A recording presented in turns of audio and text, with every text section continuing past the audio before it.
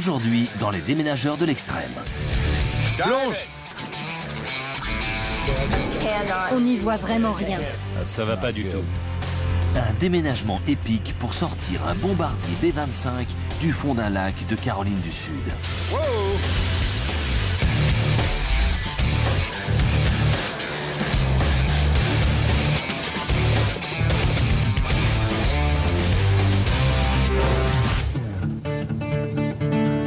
En plein cœur de la Caroline du Sud se trouve le lac Murray, à 15 km à l'ouest de Columbia. Aujourd'hui, il fait la joie des pêcheurs et des canotiers. Mais durant la Deuxième Guerre mondiale, il servait à bien autre chose. L'entraînement des équipages de B-25, de jeunes pilotes, navigateurs et bombardiers, la plupart tout juste sortis du lycée.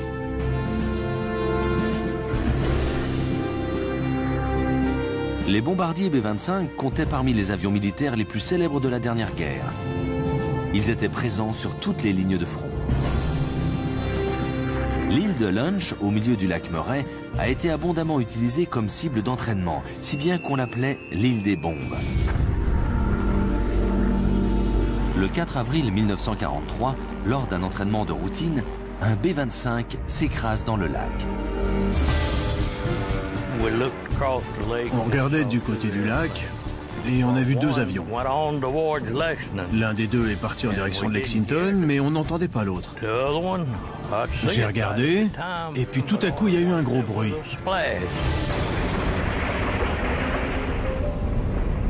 Les 3 membres d'équipage ont survécu, mais l'avion a coulé et a été perdu.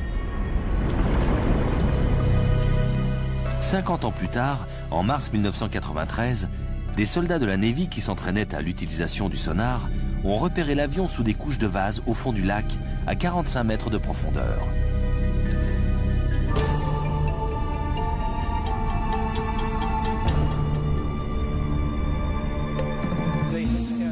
Pour Bob Ziegler, natif de Columbia en Caroline du Sud, cette découverte a ranimé une vieille passion de son enfance.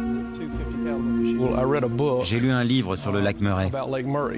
Un des chapitres traitait des B-25 qui se servaient des îles comme cible pour l'entraînement. Vers 1989, j'ai décidé de faire une recherche historique pour voir si je pouvais déterminer exactement combien d'avions étaient tombés dans le lac. On a trouvé que 7 accidents aériens avaient eu lieu à cet endroit. Au début des années 90, on est arrivé à la conclusion qu'il restait probablement un avion au fond du lac.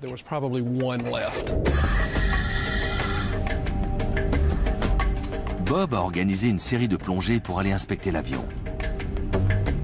À son agréable surprise, il a découvert que ce B-25 était un modèle très rare. Il n'y a que 3 modèles C comme ça dans le monde.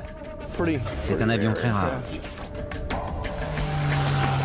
Le B-25C est considéré comme un modèle très amélioré, avec des moteurs plus puissants et plus d'armement que d'ordinaire. On sait que le moteur droit ne s'est éteint qu'en touchant l'eau. Il était en marche au moment de toucher l'eau. Comme l'hélice tournait encore, ça a éteint le moteur tout de suite. Il a tout de suite acheté les droits pour récupérer l'avion dans l'espoir de le remonter et de le donner à un musée. Le plexiglas du nez de l'avion s'est cassé.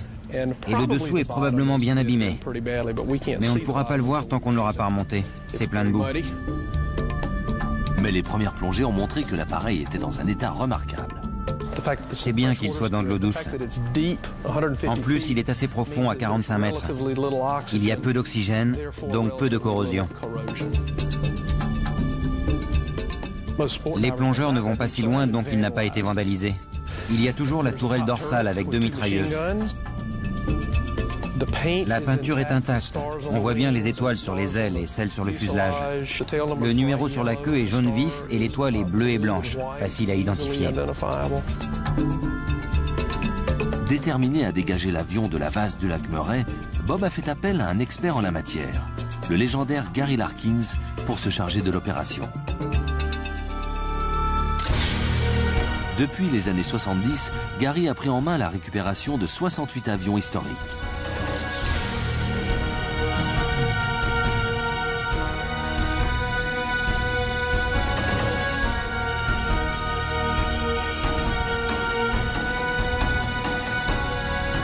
Gary espère que le B-25 sera le 69e.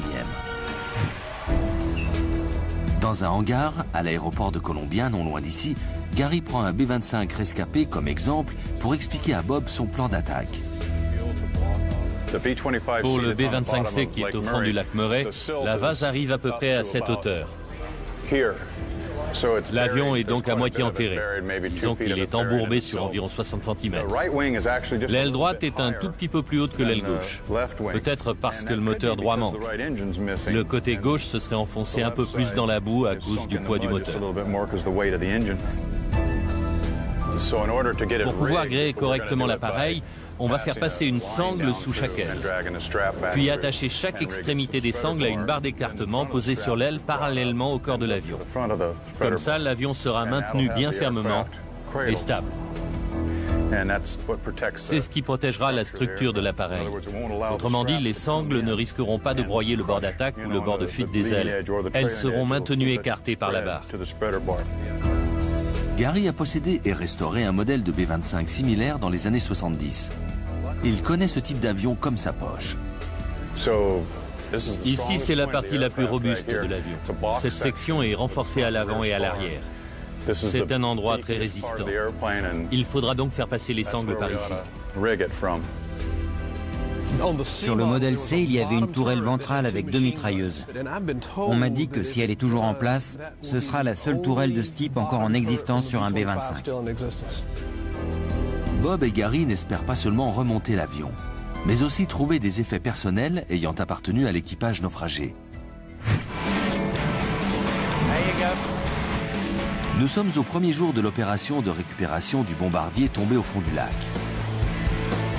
L'équipe commence par assembler 10 modules de pontons flottants afin de disposer d'une vaste plateforme sur l'eau. Les modules s'amarrent les uns aux autres pour former une seule grande barge. On assemble des sections. Cette section-là est de 2,30 m sur 4,50 m. D'autres sont de 2,30 m sur 9 m. En gros, ce sont des boîtes en acier avec une structure flottante à l'intérieur. Les sections les plus petites pèsent chacune 4,5 tonnes, les plus grosses 6,8 tonnes.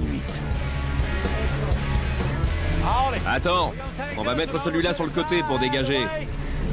Ce sera le 5e module qu'il faudra attacher. Doucement, tranquille. Ils transportent les modules un par un au-dessus de l'eau et les mettent en place puis les amarrent les uns aux autres. La boule s'insère dans le trou. Ok, un coup de marteau et c'est fixé. En fin d'après-midi, la plateforme avec sa cour centrale commence à prendre forme. L'avion sera placé sous la plateforme, dans ce sens-là. Les ailes iront de cette section à cette section, dans la longueur.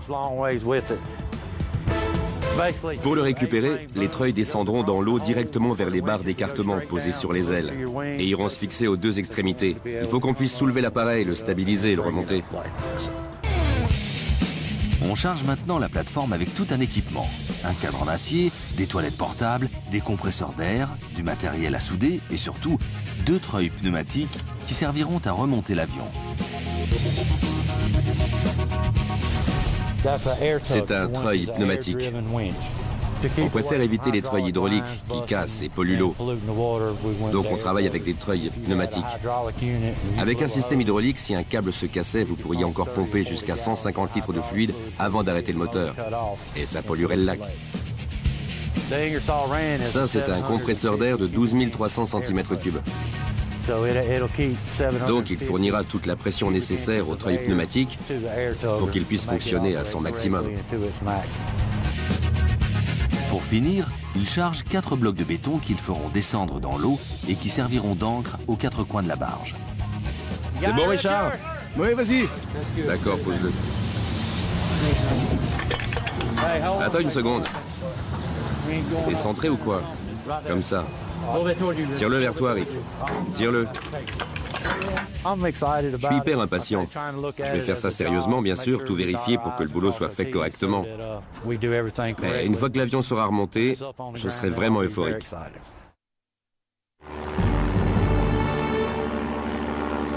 En 1943, l'île des Bombes, en Caroline du Sud, est un endroit idéal pour l'entraînement des soldats inexpérimentés.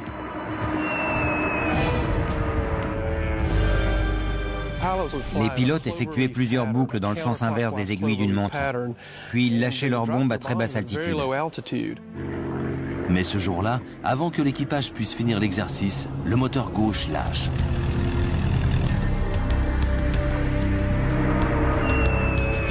L'équipage largue les bombes et plonge dans le lac. Henry Maskell était le bombardier instructeur à bord de l'avion. Il était surtout inquiet pour le jeune pilote. Il ne fallait pas que le jeune pilote perde sa confiance en lui-même. Donc je n'ai pas arrêté de lui parler, même si on n'avait pas beaucoup de temps. Quand ils ont touché l'eau, le pilote a effectué un très bon amérissage d'urgence. Mais ils sont quand même entrés en contact avec l'eau de façon assez violente. Et j'ai dit, ah mince, on est fichu. L'appareil commence à couler. L'équipage sort par une issue de secours et est récupéré par un pêcheur du coin.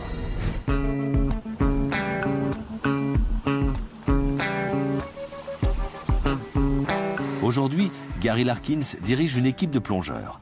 C'est le début de la délicate opération consistant à remonter le bombardier de 10 tonnes à la surface pour le ramener vers la rive. Ils vont attacher des bouées à l'avion pour qu'on sache où il est. Une fois que ce sera fait, grâce à ces balises, la plateforme flottante sera positionnée juste au-dessus du B-25. Faut attraper la ligne.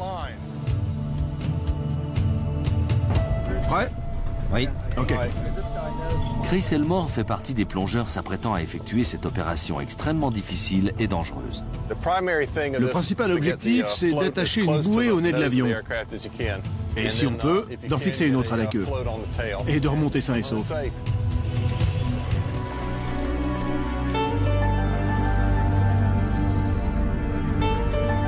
Il faudra 2 minutes aux 3 plongeurs pour descendre les 45 mètres jusqu'à l'hélice de l'épave. Le moteur gauche ne se trouve pas très loin du nez de l'avion, mais il n'est pas facile à localiser. À partir d'environ 10 mètres, la lumière du jour n'arrive plus. Quand on continue à descendre, on ne voit plus rien, c'est le noir total. Les plongeurs utilisent de puissantes lampes pour réussir à apercevoir quelque chose. Vous voyez les phares bleus qu'ont certaines voitures? C'est la même technologie, donc ça porte assez loin. Mais lorsque l'on remue la vase au fond du lac, cela crée un épais nuage de boue qui bloque la lumière. La visibilité près de l'avion est absolument nulle. Je plongeais au toucher. J'ai vu l'hélice et un petit bout de métal. J'ai essayé d'aller à tâtons vers le fuselage, mais la boue est devenue trop épaisse et je n'arrivais plus à sentir le métal. Et comme j'avais déjà complètement perdu Barney et Joe, j'ai laissé tomber. 1 heure plus tard, les 2 autres plongeurs refont surface. Vous étiez où? T'étais à côté de moi. Et tout d'un coup, t'as disparu. Mais finalement, la mission des plongeurs est accomplie. Des balises marquent à présent l'emplacement du nez et de la queue de cet avion hors du commun, dont l'histoire est intimement liée à celle de la Deuxième Guerre mondiale. Le B-25 Mitchell a été l'un des meilleurs bombardiers de la guerre. Il a été utilisé sur toutes les lignes de front. Le Mitchell était produit par la North American, qui est aujourd'hui la propriété de Boeing. Ce bombardier possédait 2 moteurs turbo R2600 à cylindre en étoile, d'une puissance de 1700 chevaux chacun. Ce type de moteur est devenu standard sur toutes les versions successives du B-25.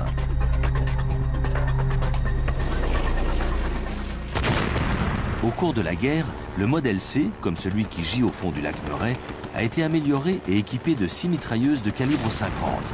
Il pouvait transporter 2360 kg de bombes. Pourtant, le B-25 manquait d'efficacité lorsqu'il s'agissait de frapper des navires ennemis depuis une altitude élevée. Le général Kinney, commandant de la 5e Air Force américaine, a eu alors une idée audacieuse, le bombardement par ricochet. Le pilote du B-25 rasait la surface de l'eau. Lorsqu'il arrivait à 300 mètres de la cible, il lâchait sa bombe. Comme une torpille glissant sur l'air, la bombe ricochait sur la surface de l'eau et frappait de plein fouet le navire ennemi. C'était terriblement efficace.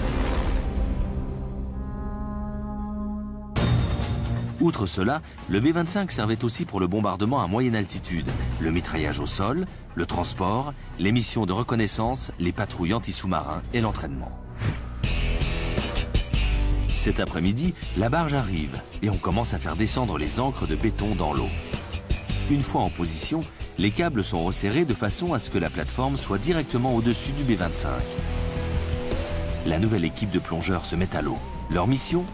Commencer à gréer l'avion. Les plongeurs vont devoir faire passer 2 sangles sous chacune des ailes. C'est une plongée très technique. On descend jusqu'à 45 mètres, c'est nettement au-delà de la plongée de loisir. À cette profondeur, l'excès d'azote provoque une narcose, l'ivresse des profondeurs, qui vous empêche de réfléchir et ralentit vos mouvements.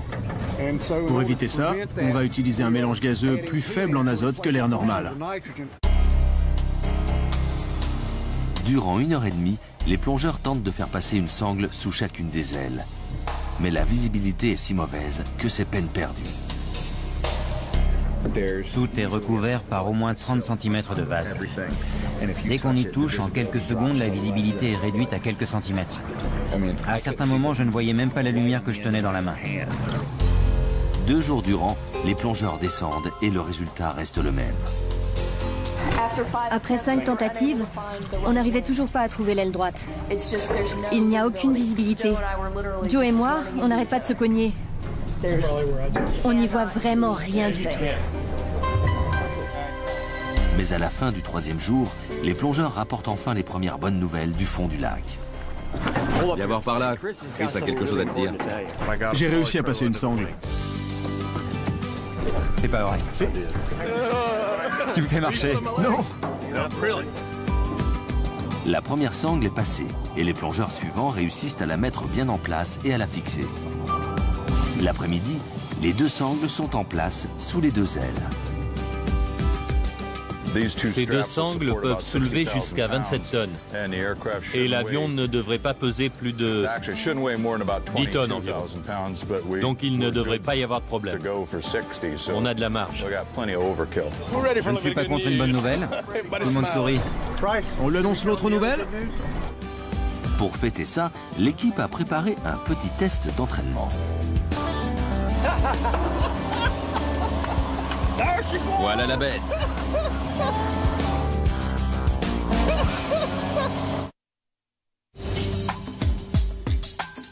Le lac Murray en Caroline du Sud. Voilà 5 jours que les plongeurs s'affairent pour gréer le B-25 qui gît au fond du lac à 45 mètres de profondeur. Le bombardier B-25 Mitchell a une très riche histoire, mais il est surtout connu pour 2 événements en particulier. La plus célèbre mission menée par un B-25 pendant la Deuxième Guerre mondiale a été le commando Doolittle. Le matin du 18 avril 1942, 16 B-25 menés par le lieutenant-colonel Jimmy Doolittle décollent du porte-avions Hornet et se dirigent vers Tokyo à plus de 900 km.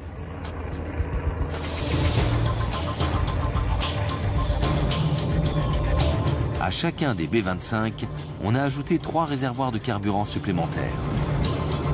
En effet, si le B-25 peut décoller d'un porte-avions, il ne peut pas y atterrir, car la piste est beaucoup trop courte pour un tel appareil.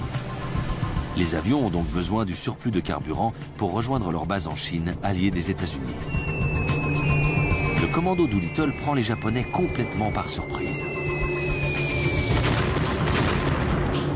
Même si le raid n'inflige que des pertes limitées à l'ennemi, il contribue beaucoup à remonter le moral des États-Unis, qui se remettent mal du choc de l'attaque de Pearl Harbor. Toutefois, l'incident le plus connu ayant trait à un B-25 n'a pas eu lieu pendant une bataille, mais en plein cœur de Manhattan. Le 28 juillet 1945, un B-25 en route pour l'aéroport de Newark se perd dans le brouillard et arrive en plein New York.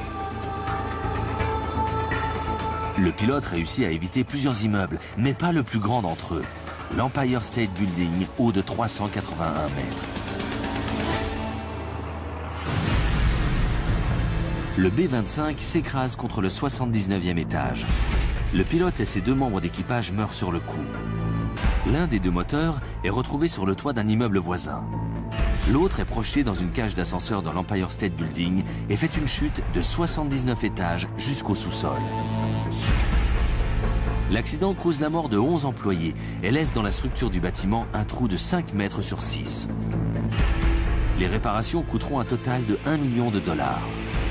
La construction robuste de l'Empire State Building, fait d'acier, de briques et de marbre, lui a permis de soutenir le choc. Il faut dire que l'avion, fort heureusement, ne transportait aucune bombe.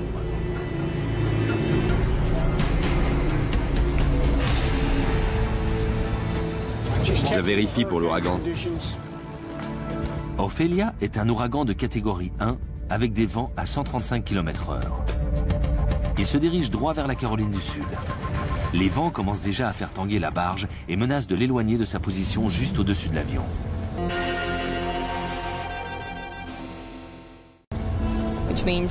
On craint d'être obligé de quitter la barge ce soir à cause des vents. Il vaut mieux pas se trouver sur une barge en plein lac avec des vents violents. Mais tant que l'ouragan n'est pas arrivé et que l'équipe n'est pas obligée d'évacuer, le travail continue. Avant de pouvoir treuiller le B-25, il faut faire descendre 2 barres d'écartement au-dessus de l'épave et les attacher aux sangles passées sous les ailes. Chaque barre d'écartement sera placée sur une aile. Pour l'instant, tant qu'elles ne sont pas attachées, on utilise le treuil pour les descendre et les positionner juste au-dessus de l'avion. Ensuite, les plongeurs devront les mettre exactement en place, toujours avec l'aide du treuil. Aïe. C'était fait mal? C'est une opération délicate. Ces barres en acier de 180 kg pourraient facilement endommager l'avion. Et il ne sera pas facile pour les plongeurs de les manœuvrer sous l'eau. L'équipe abaisse la première barre.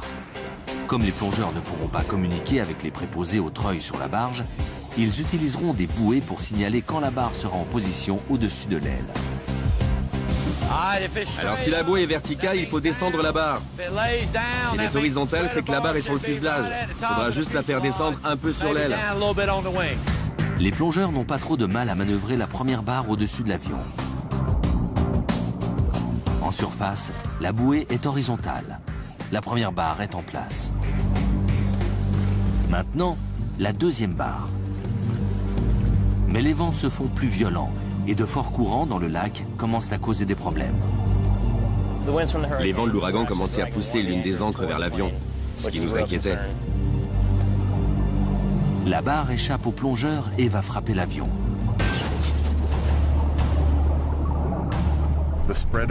La barre s'est encastrée dans le cockpit. Maintenant, elle est coincée dedans. Et on n'avait pas assez de mou pour la dégager de là. Quand on est allé voir, elle était coincée jusqu'ici. D'accord. Je vais voir si je peux la repositionner et j'espère la fixer comme il faut. Souhaite-nous bonne chance. Cette plongée est cruciale. Si on n'arrive pas à sortir la barre de 180 kg du cockpit et à la placer correctement, c'est toute la mission qui échouera. Sur la barge, l'équipe attend un signal.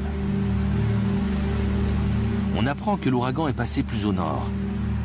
Mais il n'est pas question de fêter ça tant que la deuxième barre n'est pas en place. Au bout de 40 minutes, une bouée horizontale fait surface. La deuxième barre est fixée.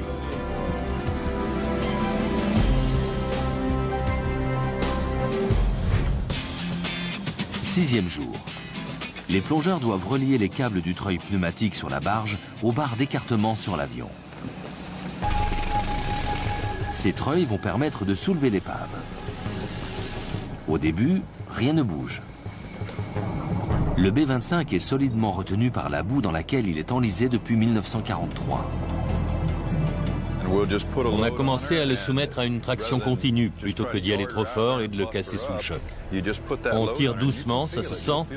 On sent que ça tire sur la barge. Ça tangue et comme ça travaille l'avion petit à petit. Heure après heure, l'équipe attend le signal qui indiquerait que le B-25 s'est libéré de la vase épaisse au fond du lac. 9 heures passent, toujours rien. L'attente se poursuit toute la nuit. Qu'est-ce que ça donne? Soudain, après 16 heures de pression constante sur les câbles, de l'huile et du fluide hydraulique apparaissent à la surface. Tu l'as? C'est bon? L'avion s'est enfin dégagé de la boue. Maintenant, il est prêt à être soulevé. On peut y aller, ok?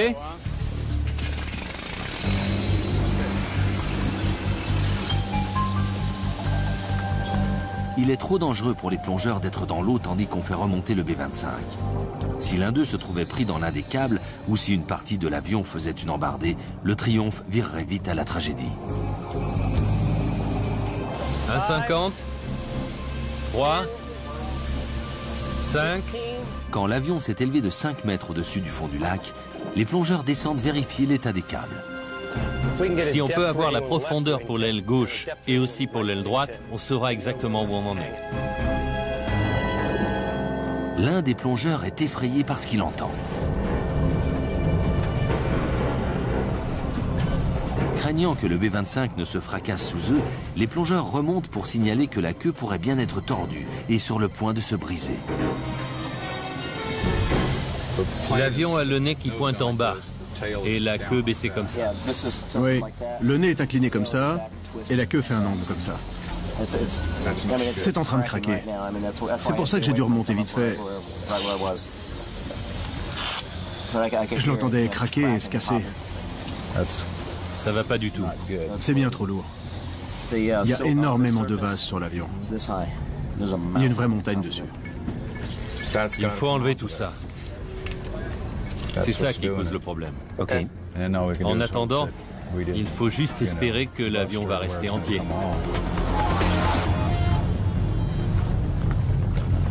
Craignant d'avoir cassé en deux le B-25, l'équipe fait redescendre l'avion au fond du lac. Les plongeurs sont dépêchés pour aller enlever 60 ans de vases et de sédiments de la carcasse. Cela prend plus de 3 heures. On y travaille là. C'est tendu. L'équipage est maintenant prêt à remonter l'avion une nouvelle fois. 7, 8, 9. L'avion décolle enfin du fond. On utilise des cordages avec des rubans bleus placés tous les 30 cm en guise de marque. Une corde est attachée au nez de l'avion, une autre à la queue. Ainsi, on est sûr que le fuselage reste horizontal. Ça va être très dangereux si la queue se détache pendant qu'il tienne cette corde. Il ne faut pas qu'il l'enroule autour de la main. C'est un moment critique. Si le nez balance vers le haut ou vers le bas, le frottement du bord des ailes sur les sangles pourrait les déchirer et libérer le fuselage de son harnachement. Le B-25 retomberait alors au fond du lac en morceaux. Tout va mal. L'avant est presque 4 mètres plus haut que l'arrière. Gary arrête le treuillage. Il ne bouge pas du tout. J'aime pas ça. C'est ce que je disais. Chez toi, ça n'avance pas et lui, il fait des bonds d'1 mètre. C'est pour ça qu'ils sont à 8 mètres et nous à 4,50 mètres. J'aimerais vraiment qu'on envoie quelqu'un voir ce qui se passe et qu'il me le dise. Faut que je sache.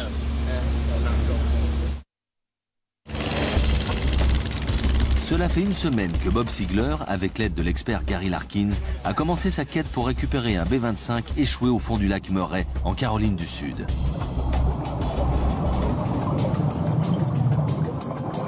L'avion est maintenant suspendu à 4,50 m du fond. Un container. Mais il semble sur le point de se briser en deux. Ça vient de remonter. C'est sans doute le réservoir hydraulique. On devrait pas tarder à savoir. Gary décide d'envoyer 2 de ses plongeurs les plus expérimentés, George Carter et Rafid Touma, inspecter la queue de l'appareil. Plonge. Maintenant. Ok. La vase rend la visibilité très faible. Les plongeurs font l'essentiel du travail au toucher, progressant lentement autour de l'avion, essayant de repérer les dégâts possibles. Le B-25 est littéralement suspendu en équilibre. Gary et son équipe retiennent leur souffle en attendant la remontée des plongeurs. Les sangles sont bien en place. Tout le harnachement a l'air en bon état. Le nez est intact. On peut voir le fuselage en entier jusqu'à la queue. L'avion tient bon. Très bien. Tu mérites un gâteau. Les nouvelles sont très très bonnes. On a 1 mètre de décalage, c'est pas si mal. Les câbles ont tenu. On a découvert que la queue n'est pas de travers, comme on le pensait. C'est juste l'angle de l'avion qui donne cette impression. En effet, l'aile gauche est inclinée vers le bas parce qu'il manque le moteur à l'aile droite. À la tombée de la nuit, l'équipe reprend la lente opération de remontée du B-25. À une vitesse de 3 mètres par heure, sans compter les pauses périodiques pour vérifier que l'avion reste bien horizontal, ils en ont pour toute la nuit. Un moniteur est connecté à une caméra sous-marine pour permettre à l'équipe de repérer le moindre signal alarmant. Ça a l'air bien parti. Ça va même au-delà de mes espérances. J'ai hâte de voir cette tourelle ventrale. Le B-25 se rapproche lentement. À 4 heures du matin, le fuselage fait enfin surface. On va voir le nez en premier. L'avion est maintenant fixé sous la plateforme. L'équipe fait lentement les 3 km qui la séparent du rivage. On fait halte avant que le ventre de l'avion ne racle le fond rocheux du lac. Et on met l'ancre dans 4,50 m d'eau. À l'aube, l'équipe de la barge voit enfin pour la première fois le B-25 à la lumière du jour. Il est magnifique. Beau travail.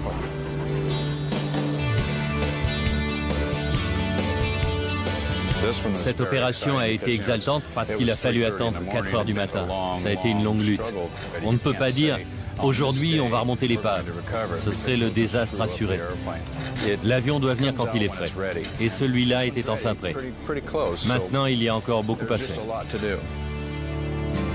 Une grue d'une capacité de 250 tonnes s'apprête à faire le transfert sur la rive. Mais auparavant, pour alléger le poids, les plongeurs devront enlever des tonnes de vase et de boue du cockpit et du fuselage grâce à un système de drague par pompage. C'est alors que l'équipe fait une découverte inquiétante. Ils aperçoivent une fente de 15 cm de large sur le dos du fuselage. À l'amérissage, le moteur droit s'est détaché. Il a cogné contre le côté droit du fuselage, juste derrière le siège du copilote.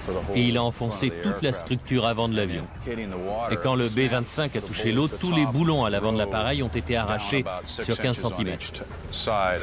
Si les boulons encore en place sont rouillés et qu'on essaie de soulever le B-25 dans cet état-là, tout l'avant de l'appareil pourrait se détacher.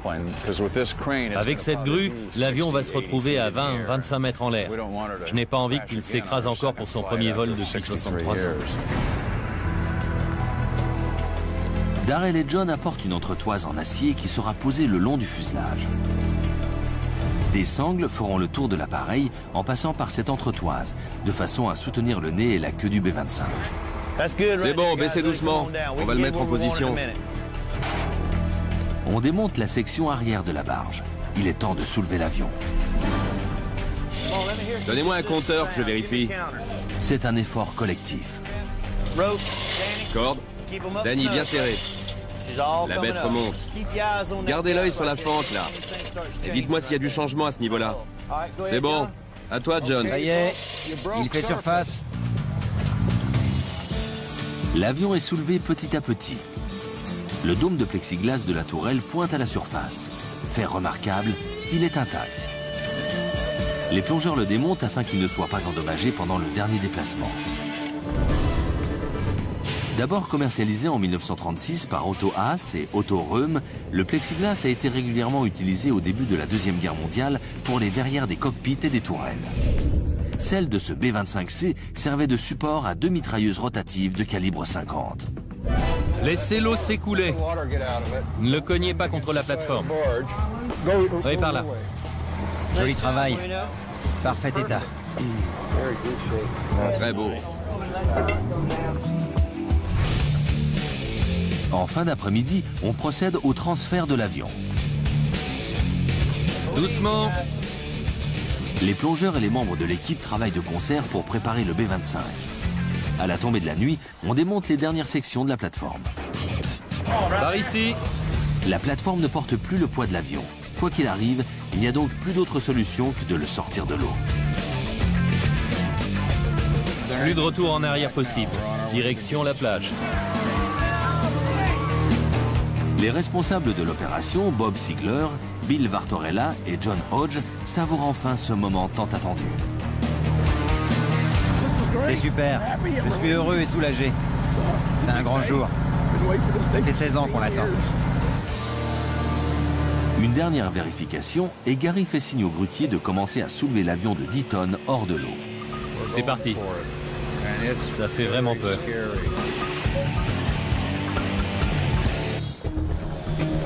Les ailes fendent la surface du lac et des litres d'eau s'écoulent le long de l'appareil. Gary n'ignore pas que le poids du liquide pourrait briser l'avion. On fait venir un camion aspirateur pour enlever le surplus d'eau. Une fois cela effectué, il est enfin temps de sortir complètement le B-25 du lac. Si vous entendez un gros crack, je vous conseille de déguerpir parce que je vais vous sauter dessus. On va faire ça en beauté. On va le diriger vers nous. Allez les gars. Après une semaine et demie de travail, juste avant minuit, le B-25 est à nouveau dans les airs. Ça y est, il l'a. Il ne peut plus reculer. Regardez-moi cette aile. Touchez-moi ça. On va la faire bouger par là.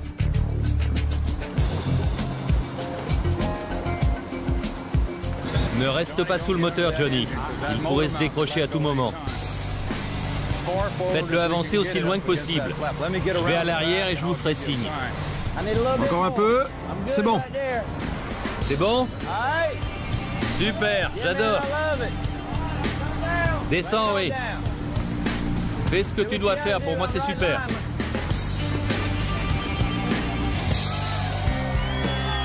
Parfait, ça pourrait pas être mieux.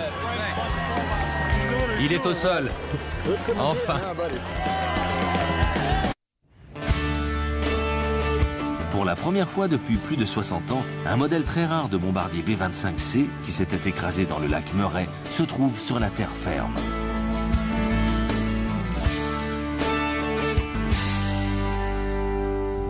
L'avion va être remis au musée de l'aviation de Birmingham, dans l'Alabama, où il sera restauré et exposé. Les responsables du musée examinent l'appareil en entier pour la première fois. Voilà les freins. La roue devait être là, le pneu était énorme. Jusqu'ici, la partie intérieure de l'avion était enfouie sous la boue et la vase. Il était à moitié enterré, donc on n'en voyait que la partie supérieure. Mais quand il a été dégagé, on a pu l'observer de plus près et on a vu ça. Vous voyez ? Toute la partie avant a été déchirée en deux et écartée de 30 cm. Ça s'est sans doute produit quand il a heurté le fond. Peut-être quand il a touché l'eau, mais plus probablement quand il est tombé au fond. C'est une vraie coquille d'œuf. Regardez la queue. On pourrait passer un doigt à travers le métal. C'est incroyable qu'il soit arrivé jusqu'ici. Certaines parties de l'avion sont encore dans un état remarquable. Il reste encore des morceaux d'étoffe sur la direction, ce qui est vraiment incroyable. J'avais jamais vu ça. Après tout ce qu'il a subi avec la boue, le lac et tout le reste, il reste encore des bouts d'étoffe accrochés. Des volontaires du musée sont déjà au travail pour nettoyer l'intérieur de l'avion et découvrent des trésors inestimables. Voici un calculateur de vol V6B. On l'a trouvé à côté du navigateur à l'avant. Ça, c'est une radio portable. Il fallait ça pour communiquer en ce temps-là. Et voilà le bouton pour le largage des bombes, avec son couvercle de protection. Il manque une petite goupille, mais enfin, on voit bien comment le bombardier lâchait ses bombes. La plupart des B-25 utilisés pendant la Deuxième Guerre mondiale ont été dépouillés de leurs instruments, de leurs jauges, de leurs cartes de navigation, de leurs mitrailleuses et de leurs parachutes. Mais le lac Murray a protégé celui-ci des pillards, gardant bien à l'abri cette bête de combat et tout ce qu'elle contenait depuis le 4 avril 1943.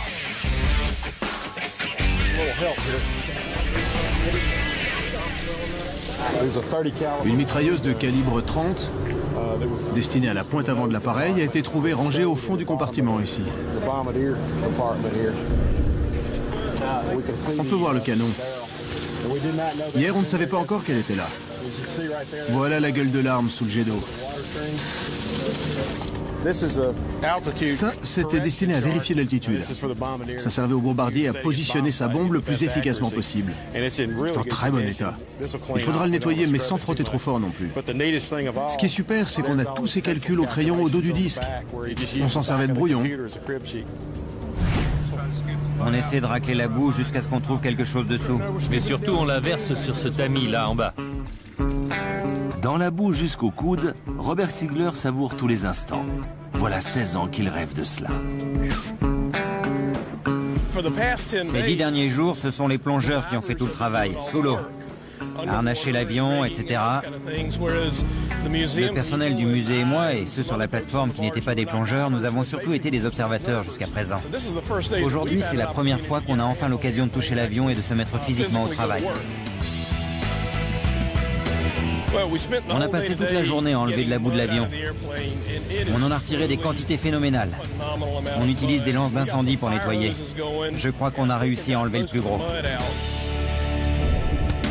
Une découverte inattendue concerne une tradition qui a commencé pendant la Deuxième Guerre mondiale. La carlingue d'un avion, avant son baptême du feu, était décorée de dessins qui rendaient hommage à une femme, à une petite amie, à une star de cinéma ou à un dessin animé. Betty. Ici on dirait Laney, Irène. Et puis au crayon sur le côté on lit contrôle mauvais.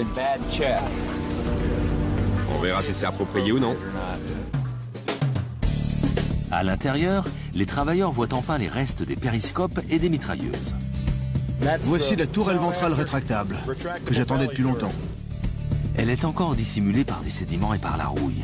Mais divers éléments confirment l'existence de la tourelle ventrale, l'une de seulement 4 connues dans le monde. Je ne crois pas que cette tourelle ait jamais servi à abattre un avion ennemi. En fait, c'est presque impossible de toucher un avion de chasse allant à 400 ou 500 km/h avec une petite pièce comme ça. C'était infaisable. Donc on a éliminé ces tourelles. C'était du poids superflu. Autant qu'on le sache, celle-ci était la seule encore en place dans son avion d'origine. C'est un grand moment pour Bob et Gary. L'avion avait son lot de mitrailleuses au complet. Il y avait 4 Browning de calibre 50, 2 en haut et 2 en bas. L'une d'elles est ici. On voit qu'elle est tordue parce qu'elle a cogné le fond. C'est pour ça qu'on voit un canon et pas l'autre. Mais les deux semblent être restés bien solides. Il s'agit d'une mitrailleuse Browning de calibre 50. Cette section est la partie du canon qui est refroidie par l'air, c'est-à-dire que l'air circule dans et autour du canon. Ça fait partie du mécanisme d'alimentation. C'est en bon état, c'est de l'acier inoxydable. En nettoyant le fuselage, il découvre un article personnel appartenant à l'un des membres d'équipage encore en vie. Je crois bien qu'on a retrouvé la visière et la jugulaire du casque du lieutenant Mascal. Excellent. On voit même l'insigne de l'US Army Air Corps. Le cuir a survécu à 62 ans passés sous l'eau. Mais si on le laissait sécher complètement, il se détériorerait vite. Pour le moment, il sera donc stocké dans de l'eau du lac, jusqu'à ce qu'on puisse le conserver comme il convient. Géraldine Mascal avait appris la nouvelle de l'accident avant le retour de son mari. J'ai vu arriver Hank dans la rue sans son casque. Et il était tout bizarre, car il n'avait pas son uniforme. Ça ne se faisait pas, vous comprenez? Pour Bob Siegler, c'est la conclusion de 16 années d'efforts pour récupérer le dernier B-25C intact du fond du lac Murray.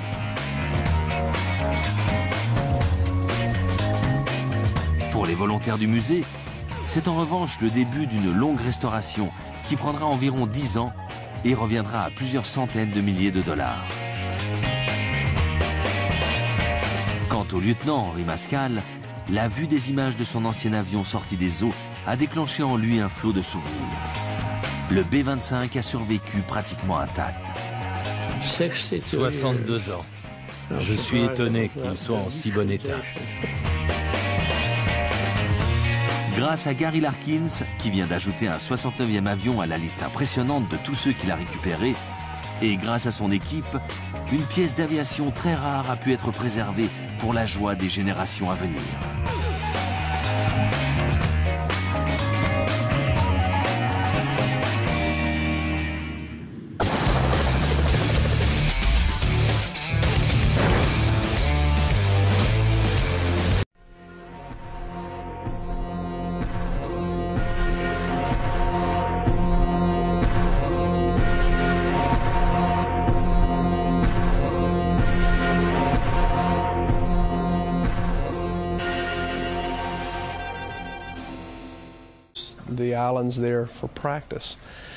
Vers 1989, j'ai décidé de faire une recherche historique pour voir si je pouvais déterminer exactement combien d'avions étaient tombés dans le lac. On a trouvé que 7 accidents aériens avaient eu lieu à cet endroit. Au début des années 90, on est arrivé à la conclusion qu'il restait probablement un avion au fond du lac.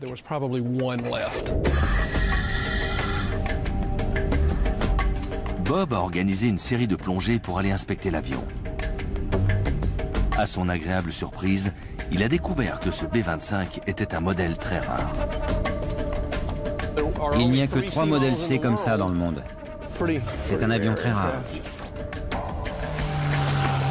Le B-25C est considéré comme un modèle très amélioré, avec des moteurs plus puissants et plus d'armement que d'ordinaire. On sait que le moteur droit ne s'est éteint qu'en touchant l'eau. Il était en marche au moment de toucher l'eau. Comme l'hélice tournait encore, ça a éteint le moteur tout de suite. Il a tout de suite acheté les droits pour récupérer l'avion dans l'espoir de le remonter et de le donner à un musée. Le plexiglas du nez de l'avion s'est cassé. Et le dessous est probablement bien abîmé. Mais on ne pourra pas le voir tant qu'on ne l'aura pas remonté. C'est plein de boue. Mais les premières plongées ont montré que l'appareil était dans un état remarquable. C'est bien qu'il soit dans de l'eau douce. En plus, il est assez profond à 45 mètres. Il y a peu d'oxygène. À cause du poids du moteur. Pour pouvoir gréer correctement l'appareil, on va faire passer une sangle sous chaque aile, puis attacher chaque extrémité des sangles à une barre d'écartement posée sur l'aile parallèlement au corps de l'avion. Comme ça, l'avion sera maintenu bien fermement et stable. C'est ce qui protégera la structure de l'appareil. Autrement dit, les sangles ne risqueront pas de broyer le bord d'attaque ou le bord de fuite des ailes. Elles seront maintenues écartées par la barre. Gary a possédé et restauré un modèle de B-25 similaire dans les années 70. Il connaît ce type d'avion comme sa poche. Ici, c'est la partie la plus robuste de l'avion. Cette section est renforcée à l'avant et à l'arrière. C'est un endroit très résistant. Il faudra donc faire passer les sangles par ici. Sur le modèle C, il y avait une tourelle ventrale avec 2 mitrailleuses. On m'a dit que si elle est toujours en place, ce sera la seule tourelle de ce type encore en existence sur un B-25. Bob et Gary n'espèrent pas seulement remonter l'avion, mais aussi trouver des effets personnels ayant appartenu à l'équipage naufragé. Nous sommes au premier jour de l'opération de récupération du bombardier tombé au fond du lac. L'équipe commence par assembler 10 modules de pontons flottants afin de disposer d'une vaste plateforme sur l'eau. Les bombardiers B-25 comptaient parmi les avions militaires les plus célèbres de la dernière guerre. Ils étaient présents sur toutes les lignes de front. L'île de Lunch, au milieu du lac Murray, a été abondamment utilisée comme cible d'entraînement, si bien qu'on l'appelait l'île des bombes. Le 4 avril 1943, lors d'un entraînement de routine, un B-25 s'écrase dans le lac. On regardait du côté du lac et on a vu 2 avions. L'un des 2 est parti en direction de Lexington, mais on n'entendait pas l'autre. J'ai regardé, et puis tout à coup, il y a eu un gros bruit.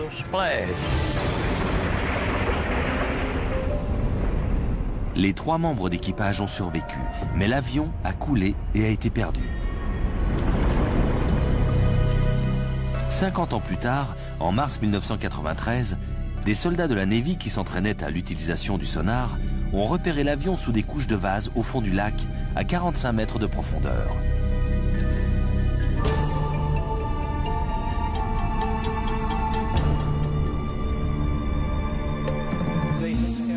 Pour Bob Ziegler, natif de Columbia en Caroline du Sud, cette découverte a ranimé une vieille passion de son enfance. J'ai lu un livre sur le lac Murray. Un des chapitres traitait des B-25 qui se servaient des îles comme cible pour l'entraînement.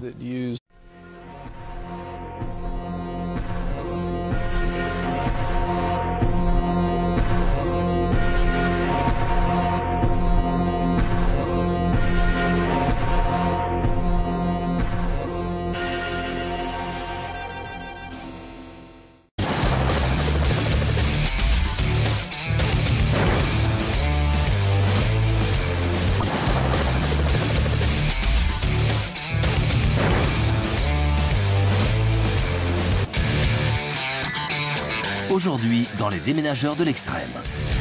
Plonge! On n'y voit vraiment rien. Ça va pas du tout. Un déménagement épique pour sortir un bombardier B-25 du fond d'un lac de Caroline du Sud. Wow!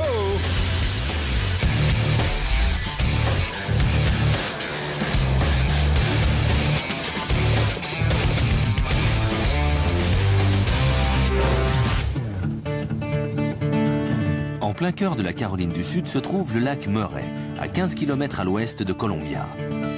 Aujourd'hui, il fait la joie des pêcheurs et des canotiers. Mais durant la Deuxième Guerre mondiale, il servait à bien autre chose. L'entraînement des équipages de B-25, de jeunes pilotes, navigateurs et bombardiers, la plupart tout juste sortis du lycée.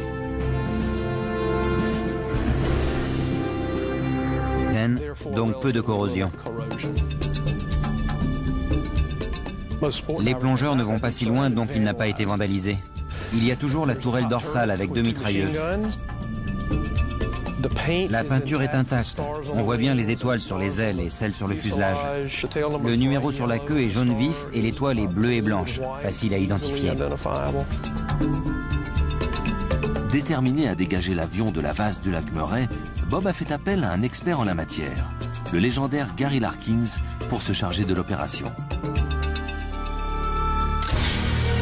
Depuis les années 70, Gary a pris en main la récupération de 68 avions historiques.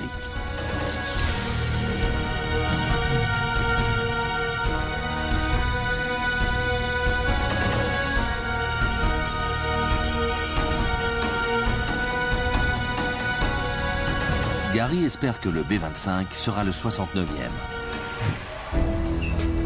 Dans un hangar, à l'aéroport de Columbia, non loin d'ici, Gary prend un B-25 rescapé comme exemple pour expliquer à Bob son plan d'attaque.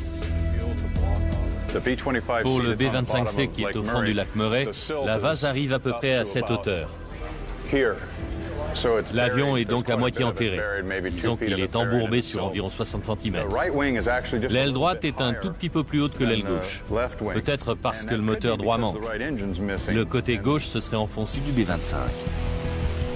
La nouvelle équipe de plongeurs se met à l'eau. Leur mission ? Commencer à gréer l'avion. Les plongeurs vont devoir faire passer 2 sangles sous chacune des ailes. C'est une plongée très technique. On descend jusqu'à 45 mètres. C'est nettement au-delà de la plongée de loisir. À cette profondeur, l'excès d'azote provoque une narcose, l'ivresse des profondeurs, qui vous empêche de réfléchir et ralentit vos mouvements. Pour éviter ça, on va utiliser un mélange gazeux plus faible en azote que l'air normal.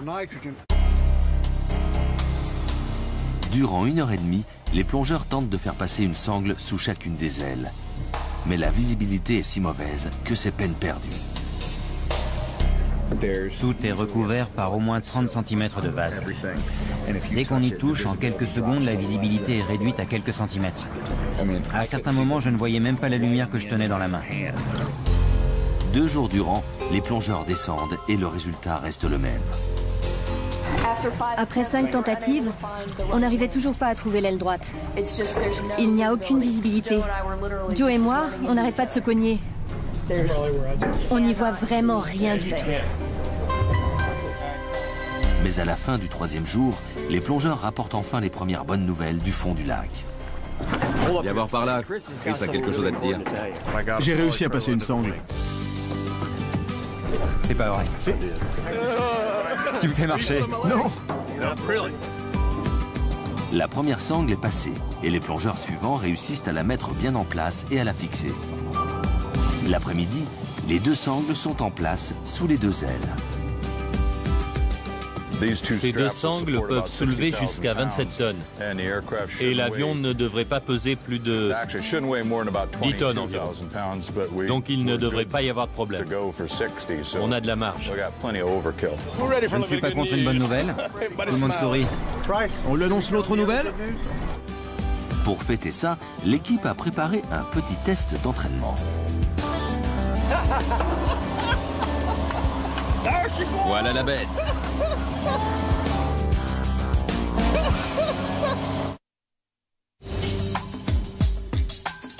Le lac Murray en Caroline du Sud. Voilà 5 jours que les plongeurs s'affairent pour gréer le B-25 qui gît au fond du lac à 45 mètres de profondeur. Le bombardier B-25 Mitchell a une très riche histoire, mais il est surtout connu pour deux événements en particulier. La plus célèbre mission menée par un B-25 pendant la Deuxième Guerre mondiale a été le commando Doolittle. Le matin du 18 avril 1942, 16 B-25 menés par le lieutenant-colonel Jimmy Doolittle décollent du porte-avions Hornet et fond du lac à 45 mètres de profondeur. Le bombardier B-25 Mitchell a une très riche histoire, mais il est surtout connu pour deux événements en particulier. La plus célèbre mission menée par un B-25 pendant la Deuxième Guerre mondiale a été le commando Doolittle. Le matin du 18 avril 1942, 16 B-25 menés par le lieutenant-colonel Jimmy Doolittle décollent du porte-avions Hornet et se dirigent vers Tokyo à plus de 900 km.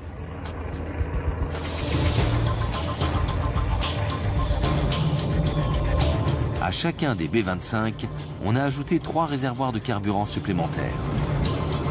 En effet, si le B-25 peut décoller d'un porte-avions, il ne peut pas y atterrir, car la piste est beaucoup trop courte pour un tel appareil. Les avions ont donc besoin du surplus de carburant pour rejoindre leur base en Chine, alliée des États-Unis. Le commando Doolittle prend les Japonais complètement par surprise. Même si le raid n'inflige que des pertes limitées à l'ennemi, il contribue beaucoup à remonter le moral des États-Unis, qui se remettent mal du choc de l'attaque de Pearl Harbor. Toutefois, l'incident le plus connu ayant trait à un B-25 n'a pas eu lieu pendant une bataille, mais en plein cœur de Manhattan. Le 28 juillet 1945, un B-25 en route pour l'aéroport de Newark se perd dans le brouillard et arrive en plein New York. Le pilote réussit à éviter plusieurs immeubles, mais pas le plus grand d'entre eux, l'Empire State Building, haut de 381 mètres. Le B-25 s'écrase contre le 79e étage. Le pilote et ses 2 membres d'équipage meurent sur le coup. L'un des 2 moteurs est retrouvé sur le toit d'un immeuble voisin. L'autre est projeté dans une cage d'ascenseur dans l'Empire State Building et fait une chute de 79 étages jusqu'au sous-sol. L'accident cause la mort de 11 employés et laisse dans la structure du bâtiment un trou de 5 mètres sur 6. Les réparations coûteront un total de $1 million.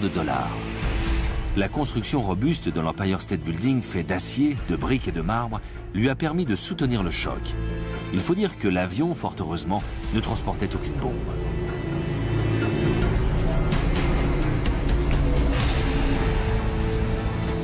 Je vérifie pour l'ouragan. Ophelia est un ouragan de catégorie 1 avec des vents à 135 km/h. Il se dirige droit vers la Caroline du Sud. Les vents commencent déjà à faire tanguer la barge et menacent de l'éloigner de sa position juste au-dessus de l'avion.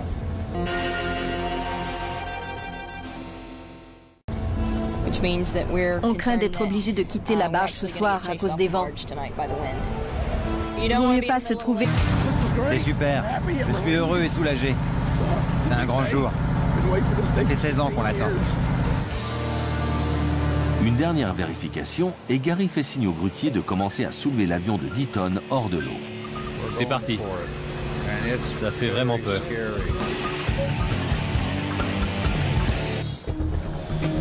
Les ailes fendent la surface du lac et des litres d'eau s'écoulent le long de l'appareil. Gary n'ignore pas que le poids du liquide pourrait briser l'avion. On fait venir un camion aspirateur pour enlever le surplus d'eau. Une fois cela effectué, il est enfin temps de sortir complètement le B-25 du lac. Si vous entendez un gros crack, je vous conseille de déguerpir parce que je vais vous sauter dessus. On va faire ça en beauté. On va le diriger vers nous. Allez les gars. Après 1 semaine et demie de travail, juste avant minuit, le B-25 est à nouveau dans les airs. Ça y est, il l'a. Il ne peut plus reculer. Regardez-moi cette aile. Touchez-moi ça. On va la faire bouger par là.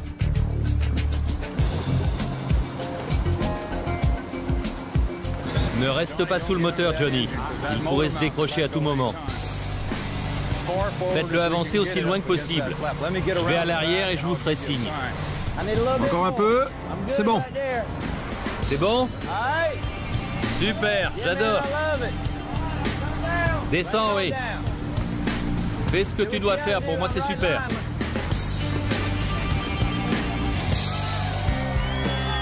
Parfait, ça pourrait pas être mieux. Il est au sol.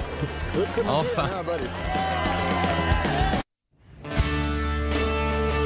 Pour la première fois depuis plus de 60 ans, un modèle très rare de bombardier B-25C, qui s'était écrasé dans le lac Murray, se trouve sur la terre ferme.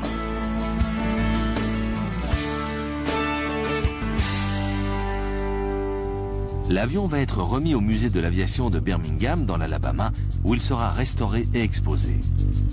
Les responsables du musée examinent l'appareil en entier pour la première fois. Voilà les freins. La roue devait être là, le pneu était énorme. Jusqu'ici, la partie intérieure de l'avion était enfouie sous la boue et la vase. Il était à moitié enterré, donc on n'en voyait que la partie supérieure. Mais quand il a été dégagé, on a pu l'observer de plus près et on a vu ça. Vous voyez ?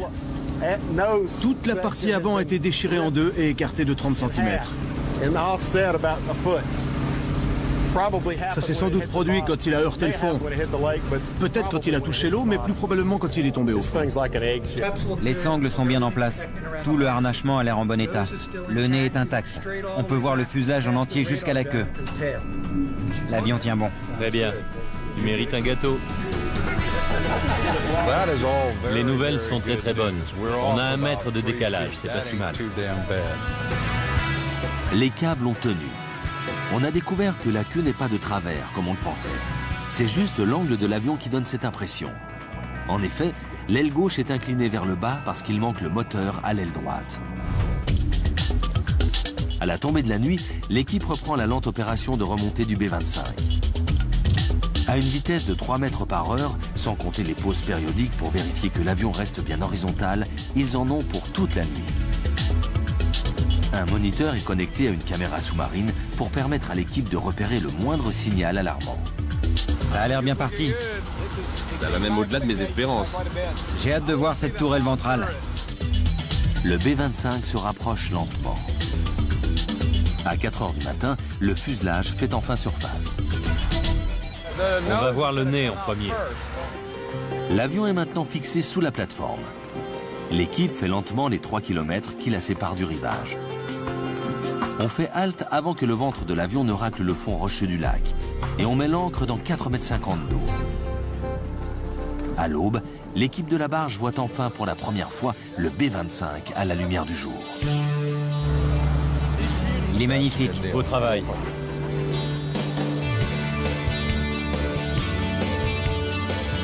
Cette opération a été exaltante parce qu'il a fallu attendre 4 heures du matin. Ça a été une longue lutte. On ne peut pas dire « aujourd'hui, on va remonter l'épave ». Ce serait le désastre assuré. L'avion doit venir quand il est prêt. Et celui-là était enfin prêt. Maintenant, il y a encore beaucoup à faire.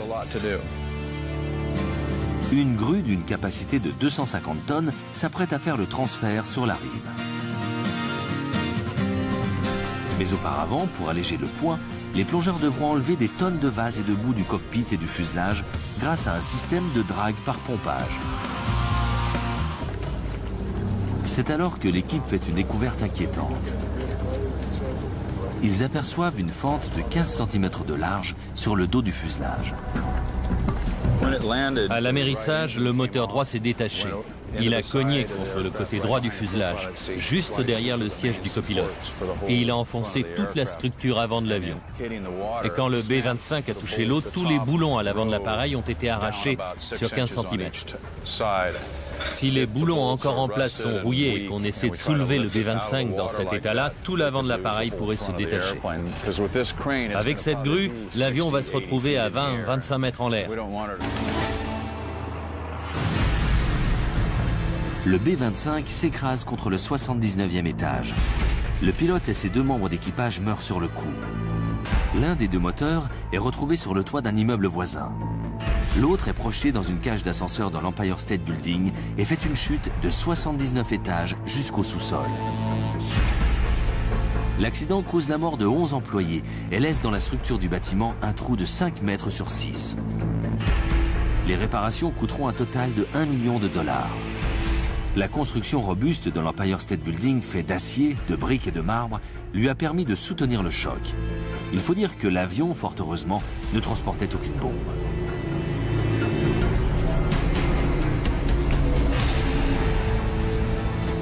Je vérifie pour l'ouragan. Ophelia est un ouragan de catégorie 1 avec des vents à 135 km/h. Il se dirige droit vers la Caroline du Sud. Les vents commencent déjà à faire tanguer la barge et menacent de l'éloigner de sa position juste au-dessus de l'avion.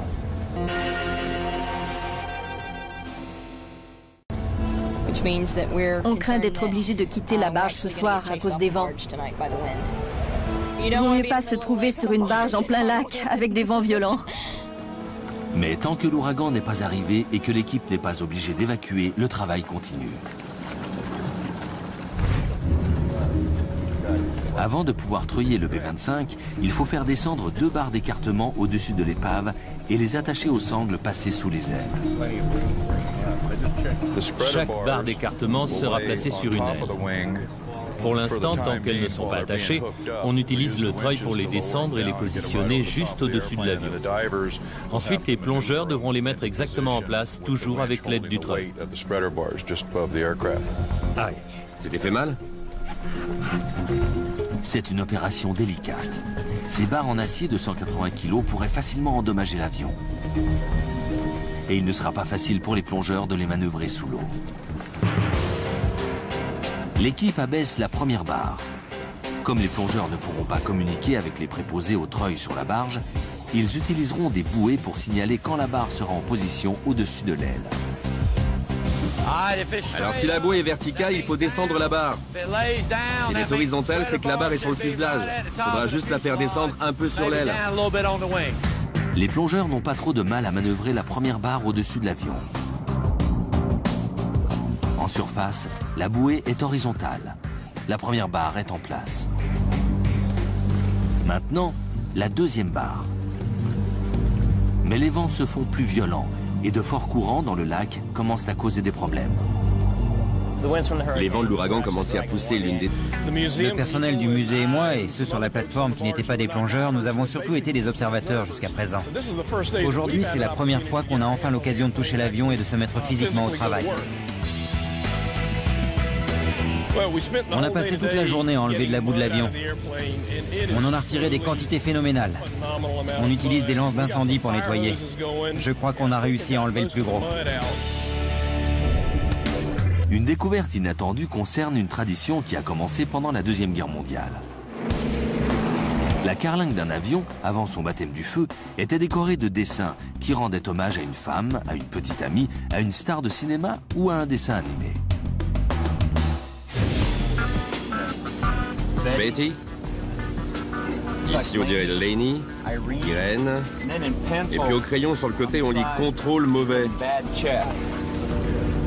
On verra si c'est approprié ou non. À l'intérieur, les travailleurs voient enfin les restes des périscopes et des mitrailleuses. Voici la tourelle ventrale rétractable, que j'attendais depuis longtemps. Elle est encore dissimulée par des sédiments et par la rouille, mais divers éléments confirment l'existence de la tourelle ventrale, l'une de seulement 4 connues dans le monde. Je ne crois pas que cette tourelle ait jamais servi à abattre un avion ennemi. En fait, c'est presque impossible de toucher un avion de chasse allant à 400 ou 500 km/h avec une petite pièce comme ça. C'était infaisable. Donc on a éliminé ces tourelles. C'était du poids superflu. Autant qu'on le sache, celle-ci était la seule encore en place dans son avion d'origine. C'est un grand moment pour Bob et Gary.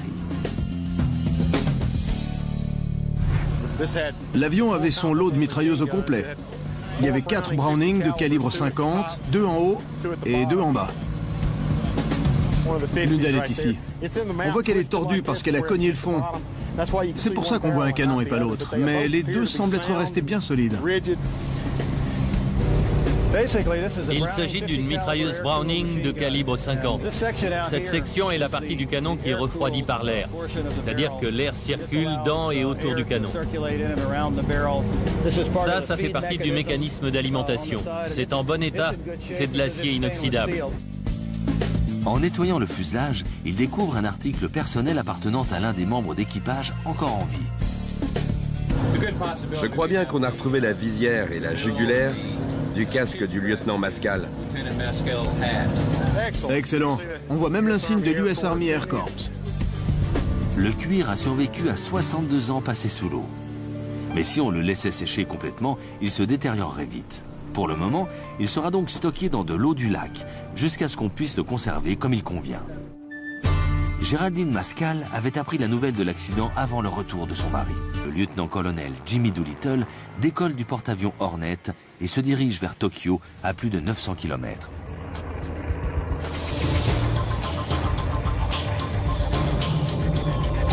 À chacun des B-25, on a ajouté 3 réservoirs de carburant supplémentaires.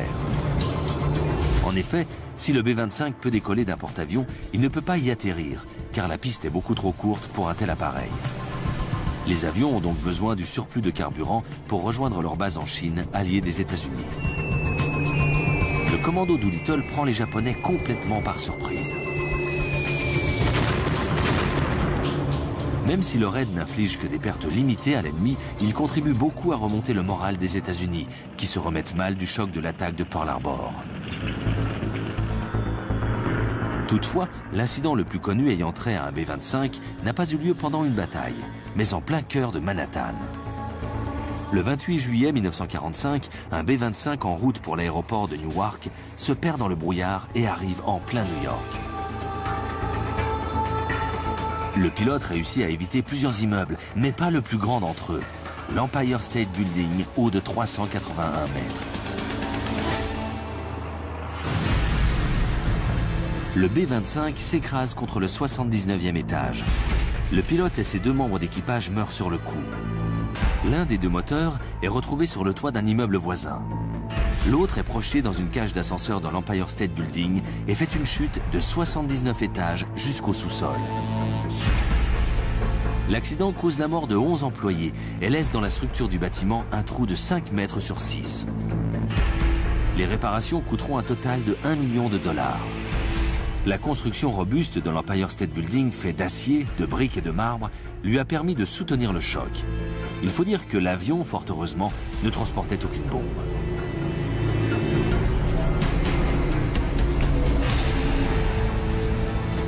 Je vérifie pour l'ouragan. Ophelia est un ouragan de catégorie 1 avec des vents à 135 km/h. Il se dirige droit vers la Caroline du Sud. Les vents commencent déjà à faire tanguer la barge et menacent de l'éloigner de sa position juste au-dessus de l'avion.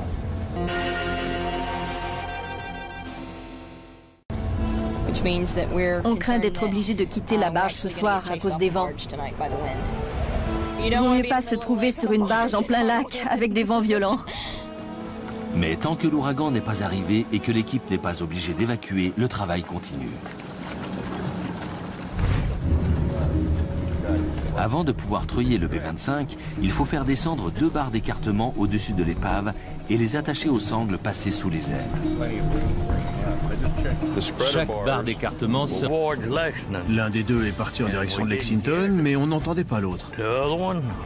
J'ai regardé, et puis tout à coup, il y a eu un gros bruit.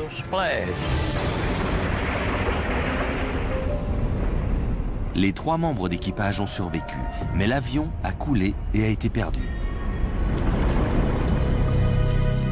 50 ans plus tard, en mars 1993, des soldats de la Navy qui s'entraînaient à l'utilisation du sonar ont repéré l'avion sous des couches de vase au fond du lac à 45 mètres de profondeur.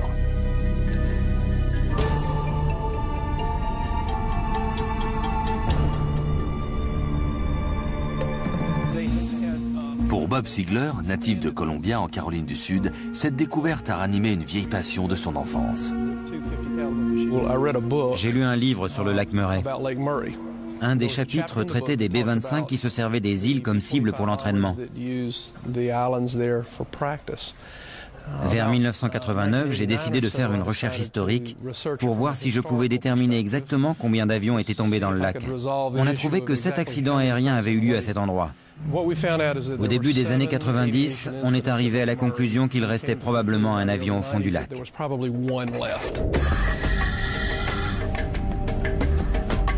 Bob a organisé une série de plongées pour aller inspecter l'avion. À son agréable surprise, il a découvert que ce B-25 était un modèle très rare. Il n'y a que 3 modèles C comme ça dans le monde. C'est un avion très rare. Le B-25C est considéré comme un modèle très amélioré, avec des moteurs plus puissants et plus d'armement que d'ordinaire. On sait que le moteur droit ne s'est éteint qu'en touchant l'eau. Il était en marche au moment de toucher l'eau. Comme l'hélice tournait encore, ça a éteint le moteur tout de suite. Il a tout de suite acheté les droits pour récupérer l'avion dans l'espoir de le remonter et de le donner à un musée. Le plexiglas du nez de l'avion s'est cassé. Et le dessous est probablement bien abîmé. Mais on ne pourra pas le voir tant qu'on ne l'aura pas remonté. C'est plein de boue. Mais les premières plongées ont montré que l'appareil était dans un état remarquable. C'est bien qu'il soit dans de l'eau douce. En plus, il est assez profond, à 45 mètres. Il y a peu d'oxygène, donc peu de corrosion. Les plongeurs ne vont pas si loin, donc il n'a pas été vandalisé. Il y a toujours la tourelle dorsale avec 2 mitrailleuses. La peinture est intacte. On voit bien les étoiles sur les ailes et celles sur le fuselage. Le numéro sur la queue est jaune vif et l'étoile est bleue et blanche. Facile à identifier. Déterminé à dégager l'avion de la vase du lac Murray, Bob a fait appel à un expert en la matière sur le point de se briser en deux. Ça vient de remonter. C'est sans doute le réservoir hydraulique. On devrait pas tarder à savoir. Gary décide d'envoyer 2 de ses plongeurs les plus expérimentés, George Carter et Rafid Touma, inspecter la queue de l'appareil. Plonge! Maintenant! Ok. La vase rend la visibilité très faible. Les plongeurs font l'essentiel du travail au toucher, progressant lentement autour de l'avion, essayant de repérer les dégâts possibles. Le B-25 est littéralement suspendu en équilibre. Gary et son équipe retiennent leur souffle en attendant la remontée des plongeurs. Les sangles sont bien en place. Tout le harnachement a l'air en bon état. Le nez est intact. On peut voir le fuselage en entier jusqu'à la queue. L'avion tient bon. Très bien. Tu mérites un gâteau. Les nouvelles sont très très bonnes. On a 1 mètre de décalage, c'est pas si mal. Les câbles ont tenu. On a découvert que la queue n'est pas de travers, comme on le pensait. C'est juste l'angle de l'avion qui donne cette impression. En effet, l'aile gauche est inclinée vers le bas parce qu'il manque le moteur à l'aile droite. À la tombée de la nuit, l'équipe reprend la lente opération de remontée du B-25. À une vitesse de 3 mètres par heure, sans compter les pauses périodiques pour vérifier que l'avion reste bien horizontal, ils en ont pour toute la nuit. Un moniteur est connecté à une caméra sous-marine pour permettre à l'équipe de repérer le moindre signal alarmant. Ça a l'air bien parti. Ça va même au-delà de mes espérances. J'ai hâte de voir cette tourelle ventrale. Le B-25 se rapproche lentement. À 4 heures du matin, le fuselage fait enfin surface. On va voir le nez en premier. L'avion est maintenant fixé sous la plateforme. L'équipe fait lentement les 3 km qui la séparent du rivage. On fait halte avant que le ventre de l'avion ne racle le fond rocheux du lac. Et on met l'ancre dans 4,50 m d'eau. À l'aube, l'équipe de la barge voit enfin pour la première fois le B-25 à la lumière du jour. Il est magnifique. Beau travail.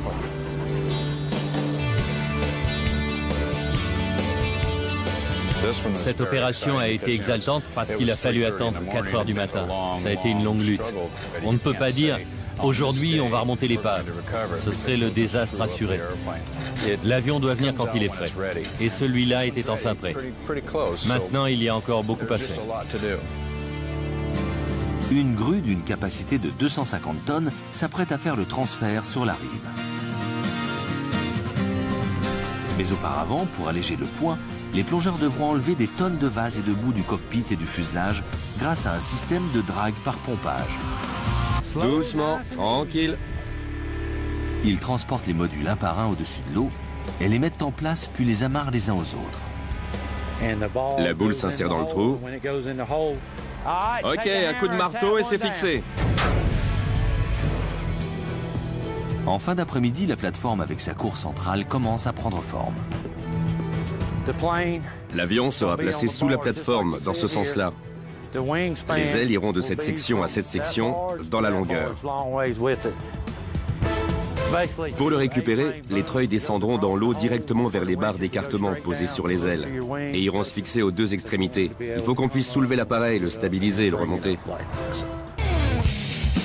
On charge maintenant la plateforme avec tout un équipement. Un cadre en acier, des toilettes portables, des compresseurs d'air, du matériel à souder et surtout 2 treuils pneumatiques qui serviront à remonter l'avion. C'est un treuil pneumatique. On préfère éviter les treuils hydrauliques qui cassent et polluent l'eau. Donc on travaille avec des treuils pneumatiques. Avec un système hydraulique, si un câble se cassait, vous pourriez encore pomper jusqu'à 150 litres de fluide avant d'arrêter le moteur. Et ça polluerait le lac. Ça, c'est un compresseur d'air de 12 300 cm3. Donc il fournira toute la pression nécessaire au treuil pneumatique pour qu'il puisse fonctionner à son maximum. Pour finir, il charge 4 blocs de béton qu'ils feront descendre dans l'eau et qui serviront d'encre aux 4 coins de la barge. C'est bon, Richard? Oui, vas-y. D'accord, pose-le. Attends une seconde. C'est décentré ou quoi? Comme ça. Tire-le vers toi, Rick. Tire-le. Je suis hyper impatient. Je vais faire ça sérieusement, bien sûr, tout vérifier pour que le boulot soit fait correctement. Mais une fois que l'avion sera remonté, je serai vraiment euphorique.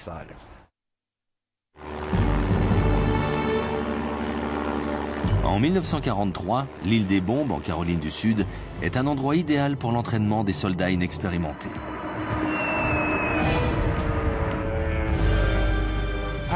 Les pilotes effectuaient plusieurs boucles dans le sens inverse des aiguilles d'une montre, puis ils lâchaient leurs bombes à très basse altitude. Mais ce jour-là, avant que l'équipage puisse finir l'exercice, le moteur gauche lâche.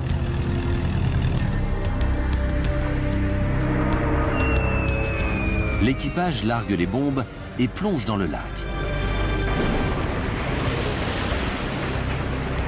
Henry Mascal était le bombardier instructeur à bord de l'avion. Il était surtout inquiet pour le jeune pilote.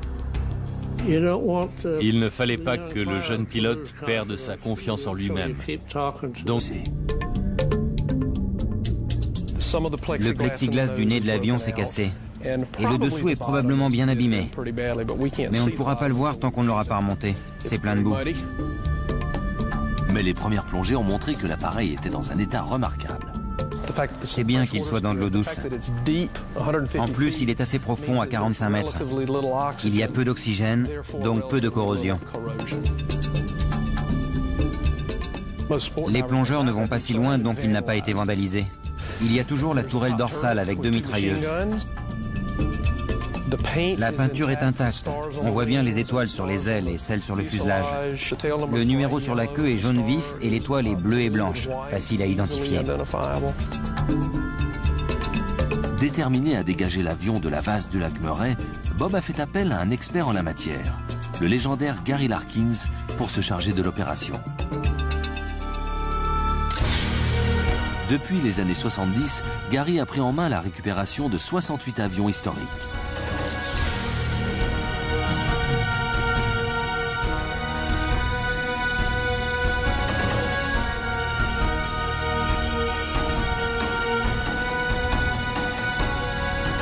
Gary espère que le B-25 sera le 69e. Dans un hangar, à l'aéroport de Columbia, non loin d'ici, Gary prend un B-25 rescapé comme exemple pour expliquer à Bob son plan d'attaque. pour le B-25C qui est au fond du lac Murray, la vase arrive à peu près à cette hauteur. L'avion est donc à moitié enterré. Disons qu'il est embourbé sur environ 60 cm. L'aile droite est un tout petit peu plus haute que l'aile gauche. Peut-être parce que le moteur droit manque. Le côté gauche se serait enfoncé un peu plus dans la boue à cause du poids du moteur. Pour pouvoir gréer correctement l'appareil, on va faire passer une sangle sous chaque aile, puis attacher chaque extrémité des sangles à une barre d'écartement posée sur l'aile parallèlement au corps de l'avion. Comme ça, l'avion sera maintenu bien fermement et stable. C'est ce qui protégera la structure de l'appareil. Autrement dit, les sangles ne risqueront pas de broyer le bord d'attaque ou le bord de fuite des ailes. Elles seront maintenues écartées par la barre. Gary a possédé et restauré un modèle de B-25 similaire dans les années 70. Il connaît ce type d'avion comme sa poche. Ici, c'est la partie la plus robuste de l'avion. Cette section est renforcée à l'avant et à l'arrière. C'est un endroit très résistant. Il faudra donc faire passer les sangles par ici. Sur le modèle C, il y avait une tourelle ventrale avec 2 mitrailleuses. On m'a dit que si elle est toujours en place, ce sera la seule tourelle de ce type encore en existence sur un B-25. Je crois bien qu'on a retrouvé la visière et la jugulaire du casque du lieutenant Mascal. Excellent. On voit même l'insigne de l'US Army Air Corps. Le cuir a survécu à 62 ans passés sous l'eau.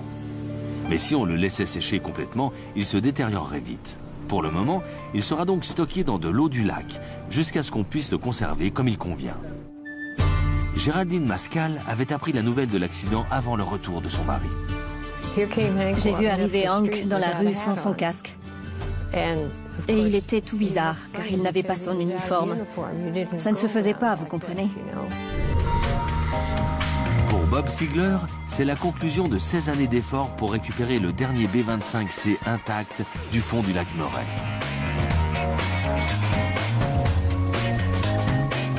Pour les volontaires du musée, c'est en revanche le début d'une longue restauration qui prendra environ 10 ans et reviendra à plusieurs centaines de milliers de dollars. Quant au lieutenant Henri Mascal, la vue des images de son ancien avion sorti des eaux a déclenché en lui un flot de souvenirs. Le B-25 a survécu pratiquement intact. 62 ans.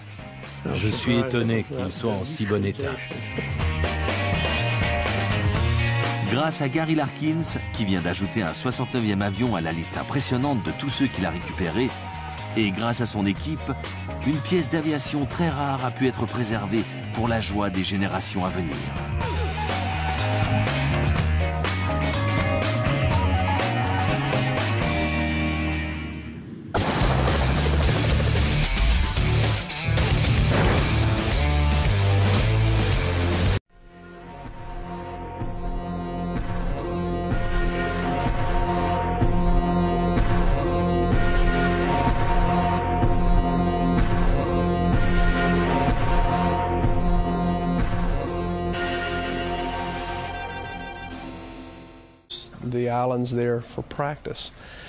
Vers 1989, j'ai décidé de faire une recherche historique pour voir si je pouvais déterminer exactement combien d'avions étaient tombés dans le lac. On a trouvé que 7 accidents aériens avaient eu lieu à cet endroit.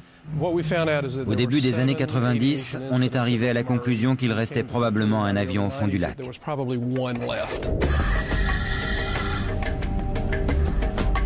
Bob a organisé une série de plongées pour aller inspecter l'avion. À son agréable surprise, il a découvert que ce B-25 était un modèle très rare. Il n'y a que 3 modèles C comme ça dans le monde. C'est un avion très rare. Le B-25C est considéré comme un modèle très amélioré, avec des moteurs plus